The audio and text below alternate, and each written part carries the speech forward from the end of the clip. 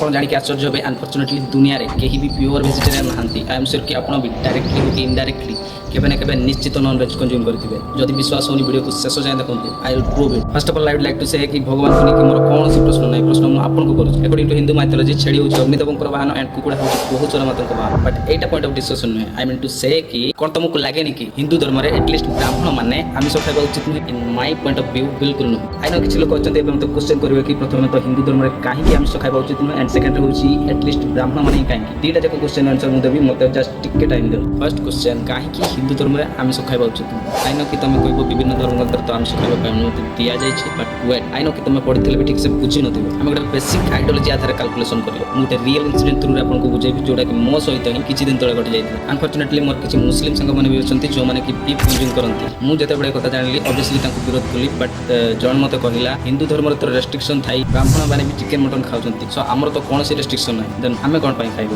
And ସେ ଆଉ ଗୋଟେ କଥା ବି କହିଲା କି ମୁଁ ଯଦି ଏବେ କୁକୁଡ଼ା ଛେଳିକୁ ମୋର ଭଗବାନ ବୋଲି ମାନି ନେବି, କ'ଣ ହିନ୍ଦୁମାନେ ମୋ ବିଶ୍ୱାସକୁ ରକ୍ଷା କରିବେ? ମୁଁ କ'ଣ ଉତ୍ତର ଦେବି ତାକୁ? ସେଥିପାଇଁ ଯାହା କରିବାର ଅଛି କରିଯାଅ, ଅନ୍ୟକୁ ଶିଖାଉନି। ଯଦି ଶିଖେଇବାର ଅଛି ତାହେଲେ ନିଜେ ଆଗ ଠିକ୍ କାମ କର। ଆଣ୍ଡ ସେକେଣ୍ଡ କ୍ୱେଶ୍ଚନ୍ ଆନ୍ସର ଆପଣମାନେ ଦିଅନ୍ତୁ। ଯଦି ଦେଇପାରିବେନି ତାହେଲେ ଆପଣ ହିନ୍ଦୁ ନୁହନ୍ତି।